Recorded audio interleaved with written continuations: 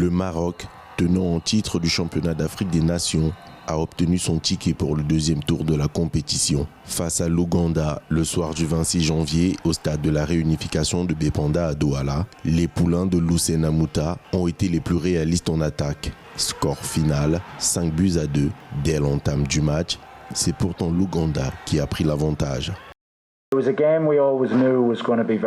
Nous savions que ça allait être un match très difficile. Le pénalty n'aurait pas pu arriver à un pire moment pour nous. Nous ne nous en plaignons pas. Si ma direction technique ne pouvait pas le vouloir, je l'ai vu de ma position. C'était donc une décision juste. De retour des vestiaires, les Marocains ont su maîtriser leur jeu offensif, réalisant ainsi leur plus belle performance offensive depuis le début de la compétition.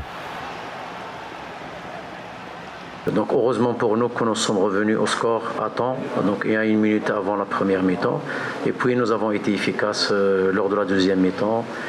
Je crois que c'est un match de référence pour nous, et puis ça n'a pas été facile, au contraire ça a été difficile, donc nous avons cravaché pour avoir cette victoire. Dans l'autre match du groupe C qui s'est disputé au stade Omnisport de Limbé, le Togo a craqué face au Rwanda. Les hommes de Jean-Paul Abalo ont pourtant eu l'avantage 2 fois dans le match.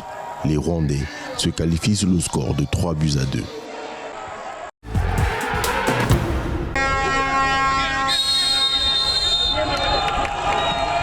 Ce sera la rencontre du CHAN à la cagnotte la plus importante jusqu'ici, avec 5 buts enregistrés dans ce match de tous les enjeux, Togo-Rwanda.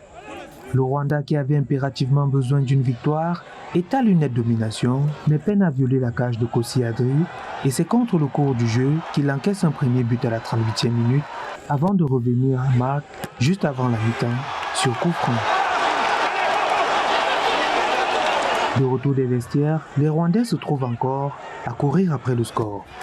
Balali Akoro transperce toute la défense des Amavubi pour redonner de l'avantage à son équipe. Un avantage de courte durée car les hommes de Machami Vincent égalisent juste 1 minute plus tard avant d'enfoncer le clou et prendre définitivement l'avance 6 minutes après. Au coup des sifflets final, c'est la désillusion pour les Togolais. Au niveau offensif, c'est vrai qu'on a pêché un peu. Je crois que bien avant le match, c'est ce que je leur avais dit de tenter leur chance dès qu'il y a un peu d'ouverture, puisque le terrain est arrosé, donc le ballon fuise. Et le but des Rwandais a été vraiment travaillé. Je leur avais dit plusieurs fois que c'est seulement le numéro 13 qui va centrer, donc il faut qu'il soit présent dans les duels. Je pense que mon équipe a manqué beaucoup de maturité, mais je leur tire chapeau parce qu'ils n'ont pas démérité. Et j'espère qu'on sera à présent pour la prochaine édition. Au plus soulagement pour les Rwandais qui arrachent le ticket d'écart dans ce match où ils auront tout donné. Nous étions conscients que nous devions travailler très dur. Nous n'avions pas d'autre option que de gagner ce match. Et donc nous sommes revenus avec un bon état d'esprit. J'aimerais remercier l'équipe pour leur dévouement et pour leur esprit de combativité. Nous aspirons à des exploits meilleurs, nous sommes très heureux et nous avions besoin de ce moment parce que nous avons travaillé très dur pour être à ce niveau.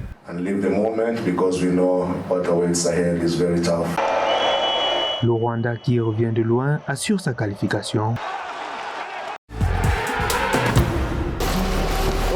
Avec seulement 2 buts au compteur pour Kwame, dont une victoire face au Zimbabwe, la sélection des Lions A' a réussi l'exploit de se qualifier pour la suite de la compétition. Un parcours difficile. Depuis leur préparation au Pré-CHAN, les Lions A' jusqu'ici n'ont pas encore créé la surprise dans ce tournoi. Pour certains qui attendent l'équation miracle, il faut des buts et une nouvelle proposition du système de jeu du coach.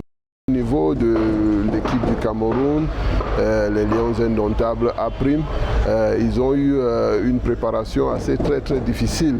On sait qu'à 2 mois et demi de la compétition, le coach Clément Laroga a été débarqué et Ntongo Pilet a pris les rênes de l'équipe. Et ce changement a beaucoup déstabilisé cette équipe car presque tout l'effectif de l'ancien coach a été balayé et on a recommencé à créer toute une nouvelle équipe. Tous les espoirs reposent sur les attaquants camerounais qui doivent se montrer plus offensifs.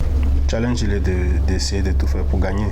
c'est une compétition qui a été organisée au Cameroun, dont nous sommes à domicile et on va essayer de mettre tous les moyens qu'on a pour gagner. La suite de la compétition promet certainement un meilleur rendement pour cette sélection qui traîne avec elle des milliers de supporters à travers le Cameroun. Sport Détente a décidé d'accompagner l'équipe nationale du Cameroun partout où elle va partir. Ça veut dire que si les quarts de finale se jouent à Douala, Sport Détente sera à Douala. Malgré tout, les Camerounais comptent aussi sur leur détermination et le fighting spirit de cette sélection. Impossible n'est pas camerounais. Né le 18 mars 1989 à Mufulira, en Zambie, Adrian Chama est un footballeur zambien qui joue pour Zesco United et l'équipe nationale zambienne. Il a rejoint le club Zesco United le 1er août 2019 et joue actuellement au poste de défenseur central. D'une taille de 1,85 m, Adrian Chama a fait ses débuts internationaux le 6 juin 2014 lors d'une rencontre amicale avec le Japon. Le footballeur Chama est actuellement capitaine de l'équipe nationale de Zambie. Notre objectif est de concurrencer favorablement et espérons-le aller jusqu'au bout. Ce n'est pas facile, mais en tant qu'équipe, nous sommes ici pour concourir et concourir. Nous le ferons. J'aime lire des livres et écouter de la musique. Je suis aussi dans l'armée, loin du football, c'est le temps en famille. Adrian Chama a rejoint l'équipe zambienne le 1er juin 2014 et a également joué en Coupe de la Confédération CAF pour Green Buffaloes. Toujours dans sa carrière de football, Chama aligne un palmarès de 30 sélections. Il a également participé à plusieurs ligues locales, notamment MTN Super League, ce qui démontre sa détermination à promouvoir le football local. Je pense que j'ai encore beaucoup à apprendre et beaucoup à donner au football local.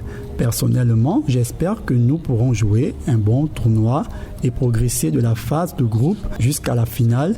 Et c'est l'objectif de l'équipe. En sa qualité de capitaine des Chipolo Polo A' de la Zambie, Adrian Chama rêve pour son équipe d'un premier sacre avec le trophée du championnat d'Afrique des Nations. Il souhaite ainsi mettre en valeur les talents de l'Afrique malgré la jeunesse de son équipe.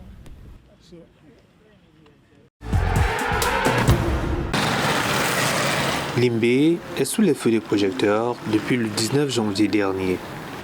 C'est une ville haute du champ 2021 qui cache pourtant une part de l'histoire odieuse de l'esclavage. À Bimbia, une bourgade située à quelques kilomètres du centre urbain, les plaies de cette période sombre de la mémoire africaine sont encore ouvertes. Les vestiges de la traite négrière y sont encore vivants. Tous ceux qui connaissent l'histoire de Bimbia la relient toujours au commerce des esclaves et comment c'était le lieu de départ des esclaves en ces temps-là. Le village de la traite négrière est toujours là. Malheureusement, on n'a pas exploité le potentiel touristique de Bimbia. Malgré le mauvais état des routes, les touristes font l'impossible pour aller voir le site de la traite négrière. Ici ont été enlevés par milliers des Noirs vers l'Occident en esclavage entre 1760 et 1841. Comparé à l'île de Gorée au Sénégal, les proportions ici ont été bien plus importantes. On est tous tristes quand on pense à ce que le commerce d'esclaves représentait et considérant que Bimbia était la porte de sortie des esclaves dans cette partie du Cameroun, on peut malheureusement se dire que c'est ici que nos aïeux ont été déportés. Désormais classé au patrimoine national camerounais, au regard de sa valeur historique, le site est devenu pour certains un véritable lieu de pèlerinage, de tourisme mondial.